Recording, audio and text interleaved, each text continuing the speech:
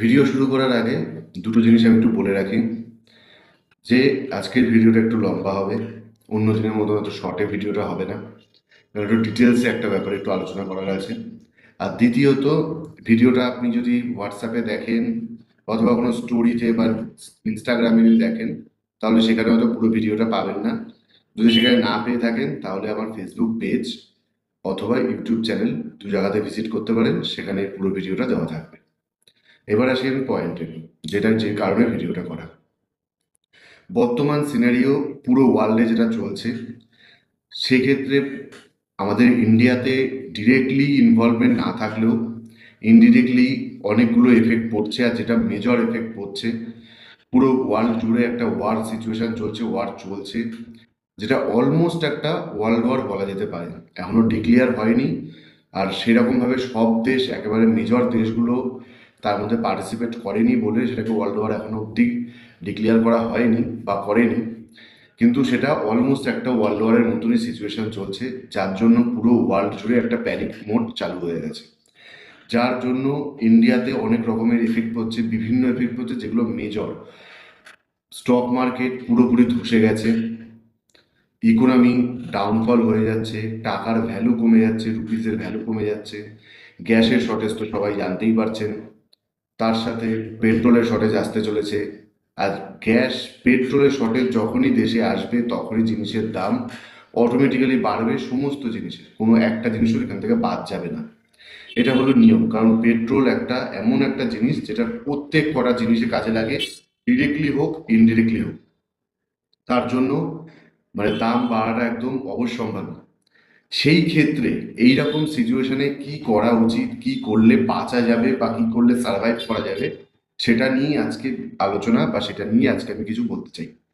দেখুন, এরকম সিচুয়েশন যে এরা প্রথমবার হয়েছে এরকম নয়, এর আগে বহুবার হয়েছে। কিন্তু এই যে জেনারেশন, নতুন যে জেনারেশনটা, এই জেনারেশনটা লাস্ট 2019-এর পরে সেরকম কোনো ওয়ার্ল্ড ওয়াইড কোনো প্যানিক সিচুয়েশন দেখেনি, বা তারা মার্কেটের কোনো এরকম ধসও দেখেনি। এটা ফার্স্ট টাইম দেখা যাচ্ছে 2019-এর পরে। কিন্তু তার আগে বহুবার হয়েছে, তখন তারা মার্কেটে ছিল না, বা তখন তারা অতটা জানতও না, জানার কথাও নয়।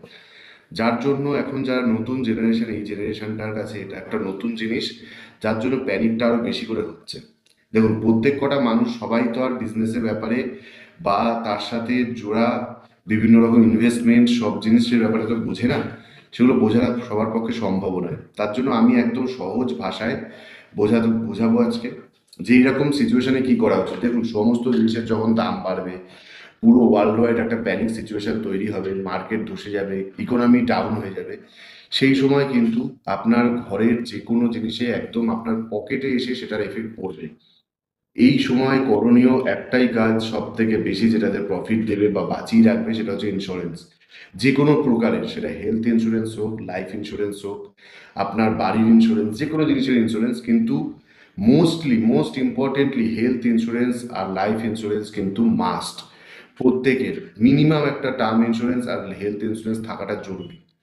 কারণ যখন আপনার কাছে পয়সার টান পড়বে, ঘরে পয়সা থাকবে না, আরও আপনি দেখতে পাচ্ছেন যে সামনের দিনেও প্রবলেম আরও বাড়তে চলেছে, সেখানে আপনার ঘরে টাকা মজুত রাখাটা জরুরি, আপনার মানি সেভিংস থাকাটা জরুরি।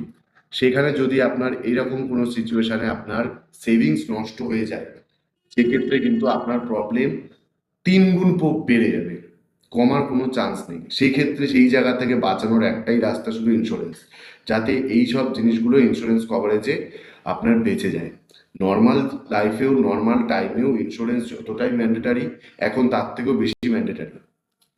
এবারে এই সিচুয়েশনে যারা ইনভেস্টেড আছে যে কোনো জায়গায়, কেউ ব্যাংকে ইনভেস্ট করেছে, কেউ এফডিতে ইনভেস্ট করেছে, কেউ মিউচুয়াল ফান্ডে ইনভেস্ট করেছে, কেউ স্টক মার্কেটে ইনভেস্ট করেছে, বিভিন্ন জায়গায় বিভিন্ন মানুষ বিভিন্ন রকমভাবে ইনভেস্ট করেছে।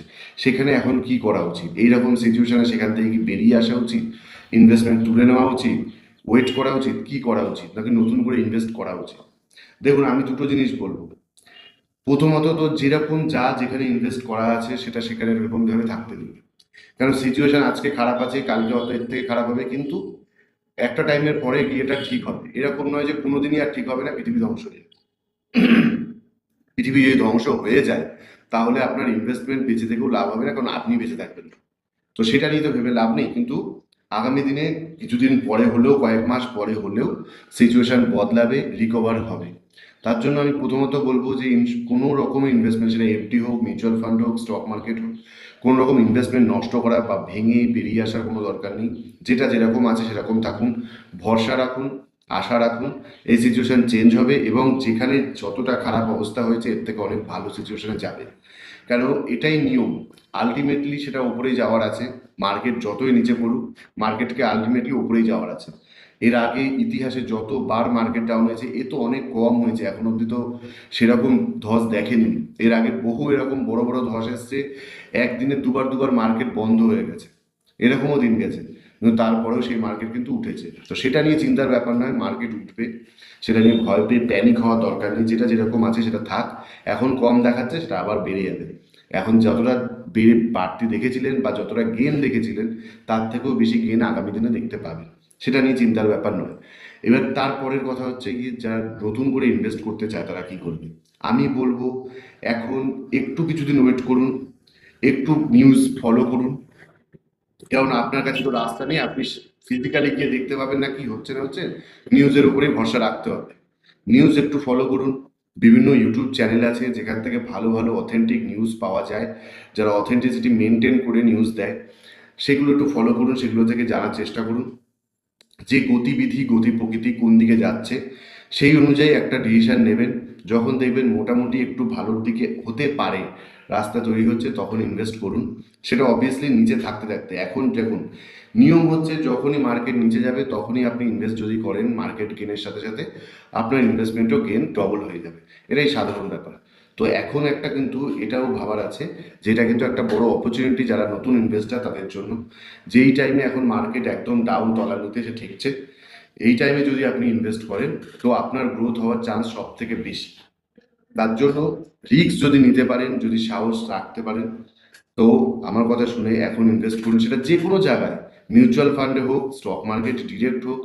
তার থেকে যদি এক্সট্রা আরও কিছু জানার থাকে আমাদের চ্যানেল ফলো করুন, আমার সাথে ডাইরেক্ট কন্ট্যাক্ট করতে পারেন, সেখানেও আমি বলে দেবো। সেখান থেকে আপনি ইনভেস্ট করতে পারেন। এখন ইনভেস্ট করার সময়, বা একটু অপেক্ষা করুন তারপরে ইনভেস্ট করুন। বিভিন্ন রকম রাস্তা আছে, তবে প্যানিক করার মতো কিছু ব্যাপার নেই।